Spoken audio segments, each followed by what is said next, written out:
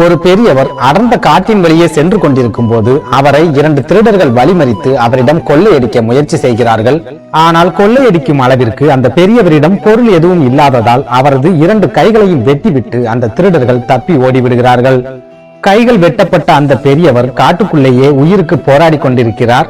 அப்போது அந்த வழியாக வந்த இளைஞன் ஒருவன் பெரியவரை மீட்டு மருத்துவமனையில் சேர்த்து சிகிச்சை அளிக்கிறான். சிகிச்சைக்கு பிறகு பரிபூர்ணமாக குணமடைந்த அந்த பெரியவர் அந்த நாட்டின் மன்னரை சந்தித்து தனக்கு நடந்த அநீதியை பற்றி அவரிடம் முறையிடுகிறார். பெரியவர் சொன்னதை கேட்டு மனம் கலங்கி போன அரசன் அவரை தனது அரசவையில் சேர்த்து கொண்டு தான தர்மங்கள் வழங்கும் இலாக்காவை அவரிடம் ஒப்படைத்து சிறப்பாக நடத்தி வாருங்கள் என்று சொல்கிறான்.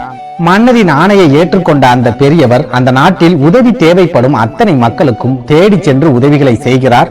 ஒரு கட்டத்தில் அவரது உதவியால் அந்த நாட்டில் ஏழைகளே இல்லை என்ற நிலைமை ஏற்படுகிறது.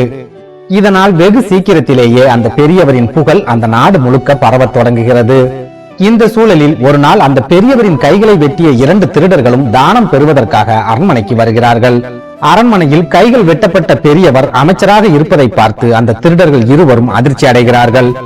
ஆனால் அந்த பெரியவரோ இவர்கள் இருவரும் யார் என்று தெரியாதது போலவே நடந்து கொள்கிறார். தனது பணியாளர்களிடம் அவர்கள் இருவரையும் சிறப்பாக கவனித்துக் கொள்ளுங்கள் என்றும் உத்தரவிடுகிறார்.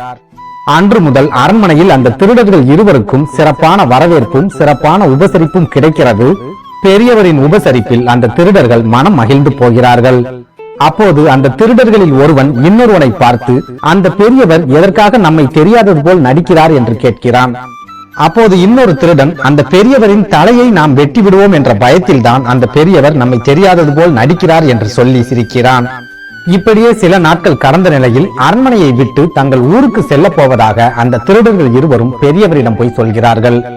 உடனே அந்த பெரியவர் ஒரு வண்டி நிறைய பொருட்களை அந்த திருடர்களுக்கு கொடுத்து அந்த வண்டிக்கு பாதுகாப்பாக 2 பாதுகாவலர்களையும் அவர்களுடன் அனுப்பி வைக்கிறார். இதை பார்த்த அந்த 2 திருடர்களும் கிழவன் ரொம்பவே பயந்து விட்டான் என்று தங்களுக்குள்ளேயே பேசி சிரித்துக் கொள்கிறார்கள். அப்போது அந்த பாதுகாவலர்களில் ஒருவன் இந்த திருடர்களை பார்த்து, அந்த பெரியவர் யாருக்குமே இவ்வளவு பொருட்களை தானமாக கொடுத்தது கிடையாது, உங்களுக்கு மட்டும் எப்படி இவ்வளவு பொருட்களை கொடுத்தார் என்று கேட்கிறான். அப்போது அந்த திருடர்கள் இருவரும் பாதுகாவலனை பார்த்து, நாங்கள் அந்த பெரியவருக்கு சாகும் வரை மறக்க முடியாத மிகப்பெரிய உதவியை செய்திருக்கிறோம் என்று சொல்லி சிரிக்கிறார்கள். திருடர்கள் சொன்ன இந்த பதிலை கேட்டு பூமி மாதாவிற்கு அடக்க முடியாத அளவிற்கு கோபம் ஏற்படுகிறது. இதனால் அந்த நொடியே பூமி 2ஆக வெடித்து அந்த திருடர்கள் இருவரும் மண்ணுக்குள் புதைந்து போகிறார்கள்.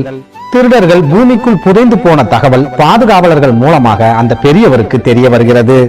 இதை கேட்டு மனம் கலங்கி போன அந்த பெரியவர், என்னிடம் தானம் வாங்கியவர்கள் இறந்து போய்விட்டார்கள் என்பதால் நானும் இந்த பூமியில் வாழ்வதற்கு தகுதி இல்லாதவனாக ஆகிவிடுகிறேன் என்று சொல்லி நெருப்பில் விழுந்து தற்கொலை செய்து கொள்ள முயற்சி செய்கிறார். அப்போது பகவான் ஸ்ரீ நாராயணர் அந்த பெரியவர் முன்னால் தோன்றி, எதற்காக தாங்கள் அக்னி பிரவேசம் செய்ய போகிறீர்கள் என்று கேட்கிறார். உடனே அந்த பெரியவர் பகவான் ஸ்ரீ நாராயணரை பார்த்து, எம்பெருமானே, உனது எதிரியான ராவணனுக்கே நீ மோட்சத்தை கொடுத்திருக்கிறாய். அப்படி இருக்கும்போது எனது எதிரிகளான அந்த திருடர்களுக்கு நீ மோட்சத்தை கொடுக்க கூடாதா என்று கேட்கிறார். பெரியவரின் செயல்களால் மனம் குளிர்ந்த பகவான் ஸ்ரீ நாராயணர் அந்த திருடர்கள் இருவரையும் பூமிக்கு அடியில் இருந்து உயிரோடு கொண்டு வந்து அவர்களுக்கு மோட்சத்தை கொடுக்கிறார். அந்த நொடியே அந்த பெரியவரின் கருணையை நினைத்து அந்த திருடர்கள் இருவரும் மனம் திருந்தி அவரது காலில் விழுந்து மன்னிப்பு கேட்கிறார்கள்.